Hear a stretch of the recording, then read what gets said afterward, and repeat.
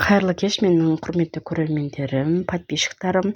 Егер маған тіркелмеген болсаңыздар, тіркеліп, алдағы уақытта сіздермен пайдалы ақпараттармен бөлісемін деп уәде беремін. Бүгін бізде ECOF Mobile приложениесі арқылы OSMS-ті қалай алуға болатындығы туралы ақпарат ұсынамын сіздерге.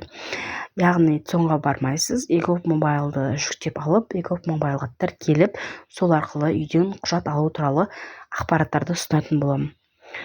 Бірі білсе, бірі білмейді, әрине, пайдалы болуға тырысамын. Ең алдымен ECOF Mobile приложениесіне кіріп, басты бетке өтеміз. Басты бетте бізде главная страницада өзіне керекті ақпараттар береді. Бұл жерде бізге төмен жақта услуги деген батырманы басып, осы батырмаға кіруіміз керекпіз. Сол кезде бізге каталог услуги ұсынады. Бұл жерде бізге здравоохранение бөлімін кіруіміз керекпіз. Категория бойынша бөлінген каталогтың здравоохранениесіне кіреміз. Бұл жерде бізге өзімізге қажетті құжаттардың списогі беріледі, яғни қандайын кез келген өзіңізге қажеттілігін таңдай аласыз. Сонда бізде ең астан санағанда үшінші осы OSMS тұрады, медстрахование туралы ақпарат. Осы батырманы басамыз, осыған кіреміз ішіне. Здравоохранение данные заявителя, өзіңіз аты жөніңіз, иініңіз, және де қай периодта сіз осы құжатты көргіңіз келеді. Мысалға, бір жерде соңғы айда 6 ай жұмыстан шығып кеттіңіз, сіз больницаға бардыңыз, сізде страховка жоқ деп тұр. Яғни, ол организация сізге аудармауы мүмкін, бірақ оны сіз білмейсіз. Оны тексеріп, қалай тексересіз мысалға. Сонда сол датаны аласыз, тексересіз, осы даталар жазасыз, 6 ай көлеміндегі датаңыз жазасыз, далее батырмасын басасыз.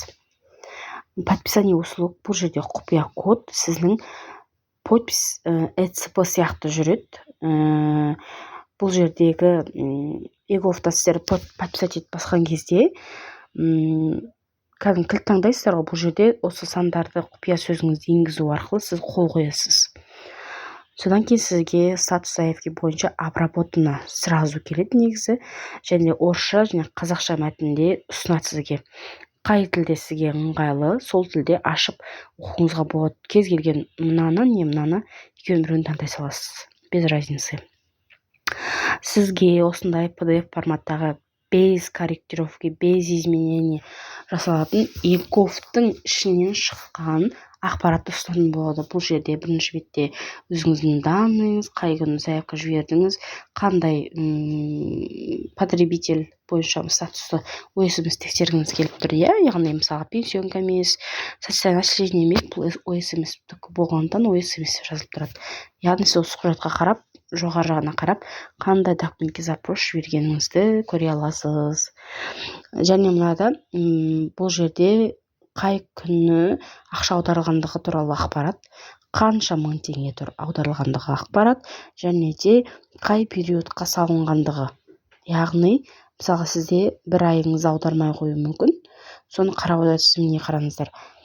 4-ші ай, 5-ші ай деп тұрады ғой. Мысалға, найда неге маған былай аударғансыңдар, неге найда былай аударғансыңдар деп өздеріңіздің сұрап дәлелдей аласыздар. Енді, может быть, өздеріңіз үшін де көріп, қарап отыруларыңызға болады. Қаншама медстраховка бар екендігін, мысалға, платныйға қаралатындар, мысалға, сондайлар болады ғой, медстрахованияны қолданатын. Сол жерде осындай ақпараттарды біле аласыздар. Сіздерге пайдалы болды деп ойлаймын. Менде таза шынайы, қарапайым тілмен түсірілген видеоларды ұсынатын боламын сіздерге. Қош сау болыңыздар, арнаға тіркеліп алыңыздар. Сіздерге алдағы уақытта ECOF бойынша көптеген ақпараттарды ұсынатын боламын. Себебі сон онлайнға көшсе, барлық адамдарға пайдалы болғым келеді.